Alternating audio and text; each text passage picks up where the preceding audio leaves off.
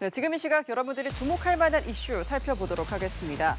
일용업리로 알려진 배우 김수미 씨가 오늘 오전 향년 75세로 별세했습니다. 올해 초 건강이 악화하며 잠시 활동을 중단하기로 했는데요. 사인은 고혈당 쇼크로 알려졌습니다. 갑작스러운 소식에 방송계와 영화계에서 애도의 물결이 이어지고 있습니다. 신세롬 기자가 전합니다.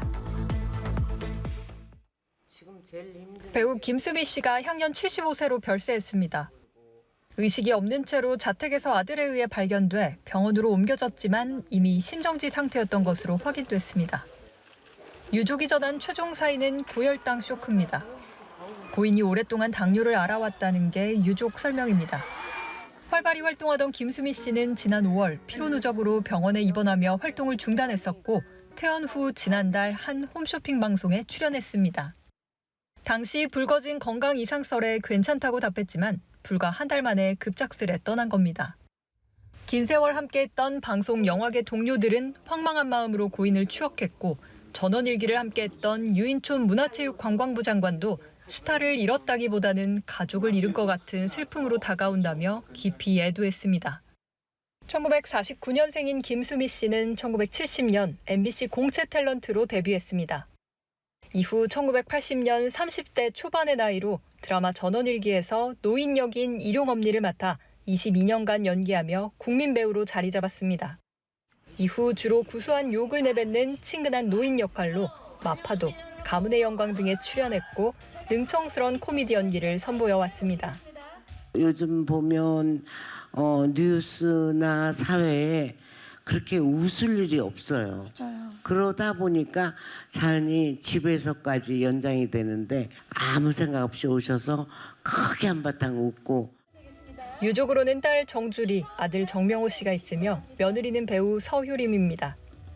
빈소는 서울 한양대병원 장례식장에 마련됐고 발인은 오는 27일입니다. 연합뉴스TV 신세롬입니다. 디딤돌 대출 축소를 두고 오락가락하던 정부가 결국 수도권 지역만 한도를 줄일 것으로 보입니다. 지난주 디딤돌 대출 한도를 줄이겠다고 발표했다가 실수요자 반발에 부딪히자 입장을 바꾼 건데요. 한풀 꺾인 집값에는 어떤 영향이 있을지 박효정 기자가 짚어봤습니다. 디딤돌 대출은 연소득 6천만 원 이하 무주택 서민이 5억 원 이하 주택을 살 때 2억 5천만 원까지 최저 2%대 금리로 빌려주는 정책 대출입니다. 국토부는 지난 14일 디딤돌 대출 한도를 줄이겠다고 했다가 실수요자 반발에 부딪히자 나흘 만에 유예했고 닷새 뒤에는 다시 수도권만 한도를 줄이겠다고 했습니다. 열흘 새 3차례나 입장이 오락가락한 데 대해 국토부 장관은 사과했습니다. 통일된 지침이 없었고 조치를 시행하기 전에 충분한 안내 기간을 가지지 않아서 국민들께 혼선과 불편을 드린 점에 대해 매우 송구하다는 말씀을 드립니다. 정부는 조만간 보완책을 마련하는데 우선 유예 기간을 둔 뒤 수도권에선 소액 임차인 우선 변제금만큼 한도를 줄이고 준공전 신축 아파트는 대출을 중단할 것으로 보입니다. 국토부 관계자는 연합뉴스TV와의 통화에서 소득 수준에 맞지 않거나 기금 건전성에 무리가 되는 대출을 걷어내는 차원이라고 설명했습니다. 이에 따라 5억 원 이하 주택이 많은 인천과 경기 외곽 지역을 중심으로 대출 한도가 줄어들 전망인데 전체 집값에 미치는 영향은 크지 않을 것으로 보입니다.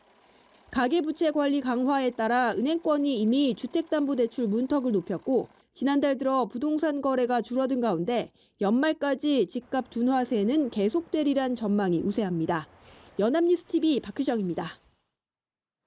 네, 프로야구 한국 시리즈 열기가 고조되면서 입장권 구하기가 힘들어졌는데요. 이런 야구 팬들의 심리를 이용해 돈만 받아 가로챈 20대 남성이 경찰에 붙잡혔습니다. 이 남성은 표도 없으면서 정상가의 3배가 넘는 금액을 요구했습니다.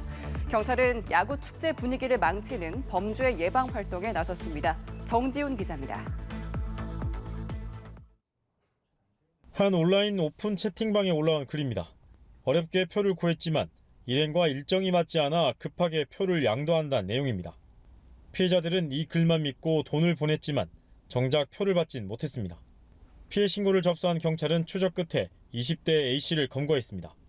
A씨는 프로야구 한국 시리즈 1차전 입장권 판매가 시작된 지난 20일부터 온라인 중고장터나 온라인 채팅방에 글을 올린 것으로 확인됐습니다. 표가 없으면서도 정상가보다 3배 이상 많은 7만 원에서 9만 5천 원을 요구했습니다.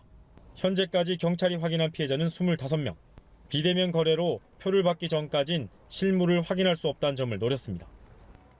티켓 실물 등을 확인하지 않고 그냥 이제 판매자의 말만 믿고 거래한 부분들이 확인이 됐습니다. 구매한다는 글이 많이 올라와 있는 게시판을 노려가지고 그런 글을 올렸습니다.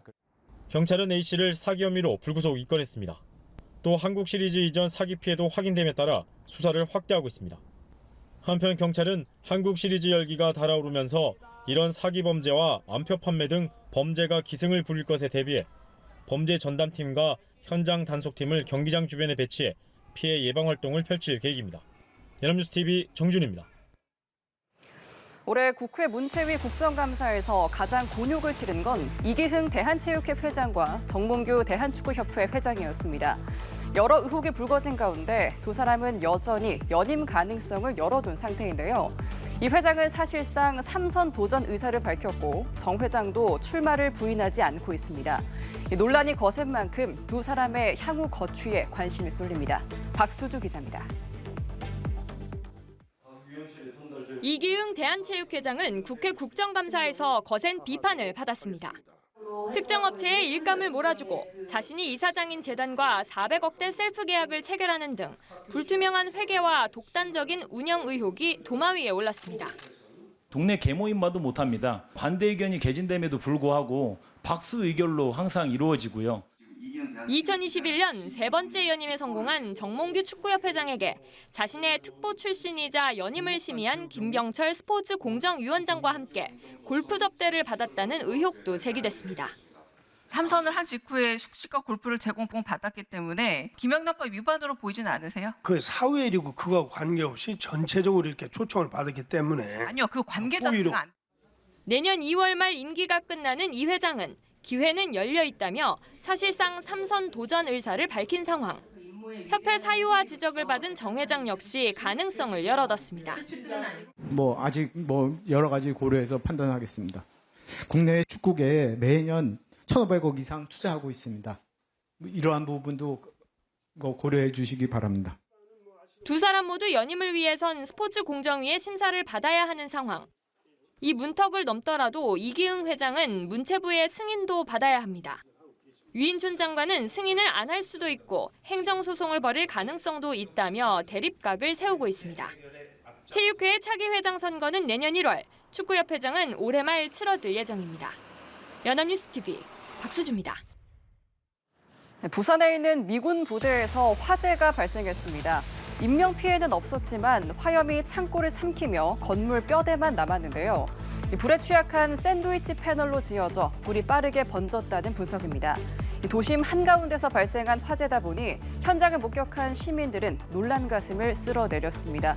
보도에 고휘운 기자입니다. 부산 동구에 있는 미군 55 보급창 부대입니다. 건물 지붕이 온데간데 없고 뼈대만 겨우 남아 있습니다. 주변엔 흰 연기가 피어오르고 있습니다. 화재가 발생한 건 24일 저녁 6시 반쯤이었습니다. 부대 내에 있던 냉동 창고에서 불길이 일기 시작하더니 화염이 순식간에 창고 전체를 삼켰습니다. 창고는 불에 취약한 샌드위치 패널로 지어져 불길이 더욱더 거세게 일었습니다. 또 창고 안에는 우레탄, 고무 등 가연성 공사 자재가 쌓여 있어 소방당국이 불길을 잡는 데 어려움을 겪었습니다. 미군 자체 소방대와 우리 소방당국 장비 51대, 인력 160여 명이 투입돼 진화에 나섰습니다. 소방당국은 화재 발생 13시간 만에 초기 진화에 성공했습니다. 멀리서도 화재 현장을 목격할 수 있을 정도로 거대한 불길을 본 주민들은 놀란 가슴을 쓸어내렸습니다. 어제 불이 엄청 심하게 많이 나는 것 같아 보여가지고 좀 걱정이 되기는 했는데 다행스럽게 인명피해 없게 잘 넘어간 것 같아서 너무 다행스럽다고 생각을 하고 있고.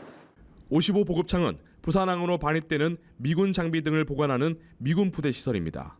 일반적으로 화재가 발생하면 경찰이 원인 조사에 나서지만 화재가 발생한 55 보급창은 취해복권 구역으로 주한미군 지휘협정이 적용돼 미군 자체 감식단과 우리 소방당국이 함께 조사를 진행할 예정입니다.